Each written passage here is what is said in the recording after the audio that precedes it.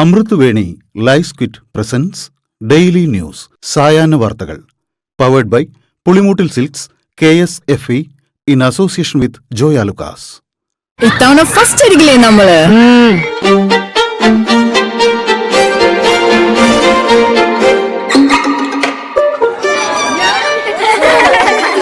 കുട്ടികൾക്കൊക്കെ പെയിൻ ശല്യം ഉണ്ടാകും. അതുകൊണ്ട് ലൈസ് കിറ്റ് ഉപയോഗിച്ച് ക്ലാസ്സിൽ വരാൻ പ്രത്യേകം ശ്രദ്ധിക്കണം. ലൈസ് കിറ്റ് ലൈസ് റിമൂവർ പെയിൻ ശല്യത്തിൽ നിന്നും ഉടനടി ആശ്വാസം. നമസ്കാരം, ഞാൻ ഡെയ്സി ബിജു. ഡെയിലി ന്യൂസിന്റെ സായന വാർത്തകളിലേക്ക് സ്വാഗതം. ഇന്ന് ജൂലൈ 22 ബുധനാഴ്ച. പാർലമെന്റിൽ കറുത്ത വസ്ത്രമണിഞ്ഞ പ്രതിപക്ഷ അംഗങ്ങളുടെ പ്രതിഷേധം. പരീക്ഷാ വീഴ്ചകളും പോലീസ് നടപടികളും ചർച്ച ചെയ്യാമെന്ന് കേന്ദ്ര പാർലമെന്ററി കാര്യമന്ത്രി കിരൺ റിജിജു പറഞ്ഞു. സ്പീക്കർ സന്നദ്ധത അറിയിച്ചു. എന്നാൽ കേന്ദ്രമന്ത്രി ധർമ്മേന്ദ്ര പ്രധാൻ രാജിവച്ച ശേഷം ചർച്ച മതിയെന്ന് പ്രതിപക്ഷ നേതാവ് രാഹുൽ ഗാന്ധി നിലപാടെടുത്തു.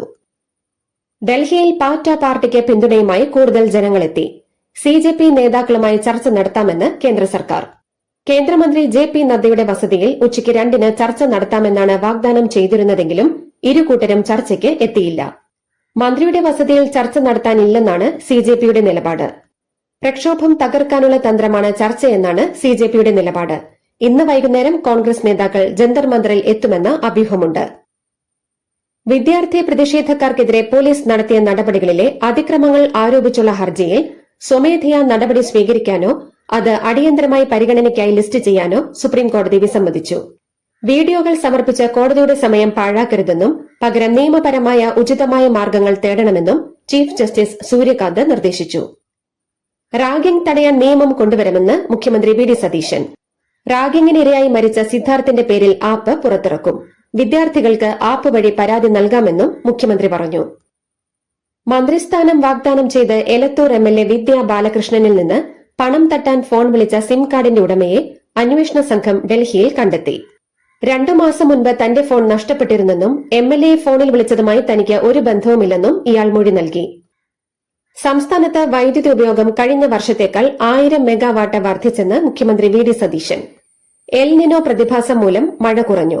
ഡാമിൽ വെള്ളം കുറഞ്ഞു. വൈദ്യുതി ഉൽപാദനം വർദ്ധിപ്പിക്കാനായില്ല. മഴയില്ലാത്തത് മൂലം വൈദ്യുതി ഉപയോഗം കൂടി. ദേശീയ വൈദ്യുതി വിപണിയിൽ ആവശ്യത്തിന് വൈദ്യുതി ഇല്ലാത്തതും പ്രശ്നമായി. ഉമ്മൻചാണ്ടി സർക്കാരിന്റെ കാലത്ത് കുറഞ്ഞ നിരക്കിൽ വൈദ്യുതി ലഭിക്കുന്ന ദീർഘകാല കരാർ LDF സർക്കാർ റദ്ദാക്കിയതും കൂടുതൽ നിരക്കിൽ അദാനിയിൽ നിന്ന് വൈദ്യുതി വാങ്ങിയതും പ്രതിസന്ധിക്ക് കാരണമായെന്ന് സതീശൻ. സർക്കാർ അധികാരത്തിലേറി 2 മാസം കഴിഞ്ഞിട്ടും മന്ത്രി ബിന്ദു കൃഷ്ണയ്ക്ക് പ്രൈവറ്റ് സെക്രട്ടറിയെ നിയമിക്കാനായില്ല. സംഘടനാ ചുമതലയുള്ള AICC general secretary KC Venugopal നിർദ്ദേശിച്ച ഉദ്യോഗസ്ഥനെ നിയമിക്കാൻ മുഖ്യമന്ത്രി VD സതീശൻ അനുമതി നൽകാത്തതാണ് കാരണമെന്നാണ് റിപ്പോർട്ടുകൾ. കൈവിലങ്ങ് ഉപയോഗിക്കുന്നതിന് മാനദണ്ഡങ്ങൾ പുറത്തിറക്കി DGP. കൈവിലങ്ങ് അണിയിക്കുമ്പോൾ വിവേചനാധികാരം പാലിക്കണം. ഒരാളുടെ അന്തസ് കെടുത്താൻ ബോധപൂർവം വിലങ്ങ് ധരിപ്പിക്കരുത്. വാർദ്ധക്യം, രോഗം എന്നിവ പരിശോധിക്കണം. വിലങ്ങ് ധരിപ്പിക്കേണ്ടി വന്ന സാഹചര്യം കോടതിയെ അറിയിക്കുകയും ചെയ്യണമെന്നും DGP നിർദ്ദേശിച്ചു. ആലപ്പുഴയിൽ മുൻ മുഖ്യമന്ത്രിയുടെ ഗൺമാൻമാർ യൂത്ത് കോൺഗ്രസ് പ്രവർത്തകരെ മർദ്ദിച്ച സംഭവത്തിൽ ഗൺമാൻമാരെ സംരക്ഷിക്കാൻ കേസ് അട്ടിമറിച്ചുവെന്ന പരാതിയിൽ വിശദീകരണം നൽകാൻ ADGP MR അജിത് കുമാർ സാവകാശം ആവശ്യപ്പെട്ടു. DGPക്ക് ഇന്നലെ നൽകിയ മറുപടിയിലാണ് ഈ ആവശ്യം ഉന്നയിച്ചത്. റിപ്പോർട്ട് നൽകുമ്പോൾ വയനാട്ടിലായിരുന്നുവെന്നും ഉദ്യോഗസ്ഥരെ വിളിച്ചുവരുത്തി കണ്ടിട്ടില്ലെന്നും അജിത് കുമാർ വിശദീകരിച്ചു. പ്രതിപക്ഷ നേതാവ് പിണറായി വിജയന്റെ വീട്ടിലെത്തിയ ED ഉദ്യോഗസ്ഥരെ ആക്രമിച്ച കേസിലെ പ്രതികളുടെ ജാമ്യ ഹർജി വീണ്ടും കോടതി തള്ളി. കഴിഞ്ഞ 57 ദിവസമായി ജയിലിൽ കഴിയുന്ന പ്രതികൾക്ക് ഇനി 23 ദിവസം ജയിലിൽ തുടരാം. താമരശ്ശേരി ചുരം ബൈപ്പാസ് പദ്ധതി കേന്ദ്ര ഉപരിതല ഗതാഗത മന്ത്രാലയത്തിനും NHAയ്ക്കും മുന്നിൽ അടിയന്തരമായി ഉന്നയിക്കുമെന്ന് BJP സംസ്ഥാന അധ്യക്ഷൻ രാജീവ് ചന്ദ്രശേഖർ MLA.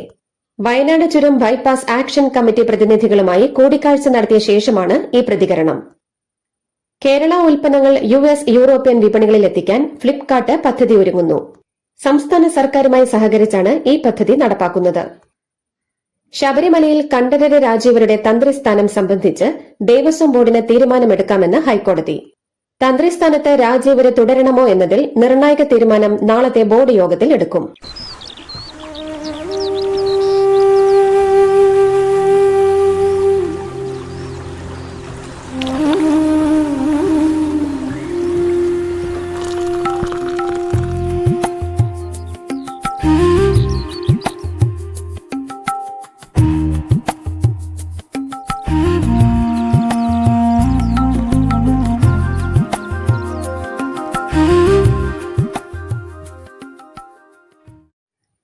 സർക്കാരിന്റെ കാലത്ത് നടന്ന ഡയറ്റ് ലെക്ചറർ നിയമനങ്ങളിൽ വൻ ക്രമക്കേടുകൾ നടന്നതായി ആരോപണം.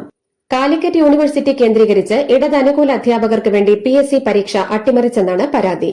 പ്രത്യേക അന്വേഷണ സംഘം പരാതിക്കാരന്റെ മൊഴി രേഖപ്പെടുത്തി.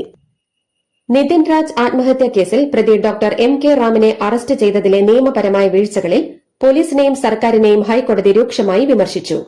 പ്രതിക്ക് രക്ഷപ്പെടാൻ പോലീസ് ഒത്തുകളിച്ചു എന്ന് സംശയം പ്രകടിപ്പിച്ച കോടതി വീഴ്ച വരുത്തിയ ഉദ്യോഗസ്ഥർക്കെതിരെ നടപടിയെടുക്കാത്തതിൽ സർക്കാരിനോട് വിശദീകരണം തേടി. ഡൽഹിയിൽ നടക്കുന്ന സമരം കേന്ദ്ര സർക്കാർ അടിച്ചമർത്താൻ ശ്രമിക്കുന്തോറും കൂടുതൽ ജനപിന്തുണ ആർജിക്കുകയാണെന്ന് പ്രതിപക്ഷ നേതാവ് പിണറായി വിജയൻ. രാഹുൽ ഗാന്ധിയെ അറസ്റ്റ് ചെയ്തതിൽ ശക്തമായ പ്രതിഷേധം അറിയിക്കുന്നതായും പിണറായി വിജയൻ പറഞ്ഞു. കായംകുളം നഗരസഭയിൽ LDF UDF കൌൺസിലർമാർ തമ്മിൽ കയ്യാങ്കളി. നഗരസഭയുടെ 2ാം വാർഡിൽ പ്രവർത്തിച്ചിരുന്ന അംഗൻവാടി മറ്റൊരു വാർഡിലേക്ക് മാറ്റുന്നതുമായി ബന്ധപ്പെട്ട ചർച്ചയാണ് കയ്യാങ്കളിയിൽ കലാശിച്ചത്. LDF കൌൺസിലർമാർ നഗരസഭാ ചെയർമാൻ ശരത് ലാൽ ബെല്ലാരിയെ തള്ളി താഴെയിട്ടെന്ന് UDF ആരോപിച്ചു. പരിക്കേറ്റെന്ന പരാതിയുമായി 4 UDF കൌൺസിലർമാർ താലൂക്ക് ആശുപത്രിയിൽ ചികിത്സ തേടി. മസ്തിഷ്ക മരണം സംഭവിച്ച കൊല്ലം കോർപ്പറേഷൻ കൌൺസിലറും വിദ്യാഭ്യാസ കായിക സ്റ്റാൻഡിംഗ് കമ്മിറ്റി ചെയർമാനുമായ B. അജിത് കുമാറിന്റെ അവയവങ്ങൾ 5 പേർക്ക് പുതുജീവനേകും. ജൂലൈ 19 സ്ട്രോക്ക് സംഭവിച്ചതിനെ തുടർന്ന് ആശുപത്രിയിൽ ചികിത്സയിലായിരുന്നു അദ്ദേഹം. ED ആക്രമണ കേസിൽ പ്രതി ചേർക്കപ്പെട്ട് തിരുവനന്തപുരം സെൻട്രൽ ജയിലിൽ റിമാൻഡിൽ കഴിയുന്ന CPM പ്രവർത്തകർ VS അച്യുതാനന്ദൻ അനുസ്മരണം സംഘടിപ്പിച്ചതിൽ അന്വേഷണം. സംഭവത്തിൽ ഗുരുതര ചട്ടലംഘനമുണ്ടായെന്നാണ് വിലയിരുത്തൽ. അനുസ്മരണം സംഘടിപ്പിച്ചത് ഉദ്യോഗസ്ഥരുടെ മൌനാനുവാദത്തോടെയാണെന്നാണ് ആക്ഷേപം. തൃശൂർ പീച്ചി പ്രദേശത്ത് ഭൂചലനം. വെള്ളക്കാരിത്തടം, തെക്കേക്കുളം, പള്ളിക്കുന്ന്, പീച്ചി എന്നീ പ്രദേശങ്ങളിലാണ് പ്രകമ്പനം ഉണ്ടായത്. രാവിലെ 9 മണിയോടെയായിരുന്നു ഭൂചലനം അനുഭവപ്പെട്ടത്. നാടക കലാകാരനെക്കുറിച്ചുള്ള ലേഖനം ദേശാഭിമാനി വാരാന്ത പതിപ്പിൽ ഉണ്ടായിരുന്നില്ലെന്ന് M. സ്വരാജ്. വാരാന്ത പതിപ്പ് എഡിറ്റർക്കെതിരെ നടപടിയെടുത്തിട്ടില്ല. തെറ്റായ പ്രചാരണമാണ് നടക്കുന്നതെന്നും ഏതു വാർത്ത നൽകണമെന്ന് തീരുമാനിക്കാൻ പത്രത്തിന് അധികാരമുണ്ടെന്നും അദ്ദേഹം പറഞ്ഞു. തൃശൂർ BJP ഓഫീസിൽ കള്ളപ്പണം എത്തിയെന്ന ആരോപണവുമായി BJP തൃശൂർ മുൻ ഓഫീസ് സെക്രട്ടറി P. അക്ഷയ്. 17 ചാക്കുകളിൽ പണം എത്തിയെന്നാണ് ആക്ഷേപം. നീറ്റ് പരീക്ഷയിലെ ക്രമക്കേടുകളെ മാത്രമല്ല എതിർക്കുന്നതെന്നും ആ പരീക്ഷ പൂർണ്ണമായും റദ്ദാക്കണമെന്നും തമിഴ്നാട്ടിൽ ഭരണത്തിലുള്ള തമിഴക വെട്രിക്കഴകം. മെഡിക്കൽ വിദ്യാഭ്യാസവുമായി ബന്ധപ്പെട്ട എല്ലാ വിഷയങ്ങളിലും സംസ്ഥാനങ്ങൾക്ക് പൂർണ്ണ അധികാരം നൽകണമെന്നും TVK ആവശ്യപ്പെട്ടു. നിർമ്മിത ബുദ്ധി സാങ്കേതിക വിദ്യയുടെ സഹായത്തോടെ വ്യാജ മൊബൈൽ ആപ്ലിക്കേഷനുകൾ നിർമ്മിച്ച് രാജ്യവ്യാപകമായി 64 കോടിയിലധികം രൂപയുടെ സൈബർ തട്ടിപ്പ് നടത്തിയ 18 വയസ്സുകാരൻ സൂറത്ത് പോലീസിന്റെ പിടിയിലായി. ഉത്തർപ്രദേശിലെ കാൺപൂരിലുള്ള ഹോട്ടലിൽ നിന്ന് സൂറത്ത് സിറ്റി സൈബർ ക്രൈം സെല്ലാണ് രോഹിത് വീരേന്ദ്ര സിംഗ് ഷാക്കിയെ അറസ്റ്റ് ചെയ്തത്. +1 പഠനം ഉപേക്ഷിച്ച ഇയാൾ സ്വയം കോഡിംഗ് പഠിച്ചെടുത്താണ് AI സാങ്കേതിക വിദ്യയുടെ സഹായത്തോടെ വ്യാജ ആപ്പുകൾ നിർമ്മിച്ചത്. പ്രധാനമന്ത്രി നരേന്ദ്രമോദിയുമായി NCP അധ്യക്ഷൻ ശരത് പവാറും മകളും MP-യുമായ സുപ്രിയ സുലെയും കൂടിക്കാഴ്ച നടത്തിയത് രാഷ്ട്രീയ അഭ്യൂഹങ്ങൾക്ക് ഇടയാക്കുന്നു. പ്രധാനമന്ത്രിയുടെ ഓഫീസിലെത്തിയാണ് ഇരുവരും മോദിയുമായി കൂടിക്കാഴ്ച നടത്തിയത്.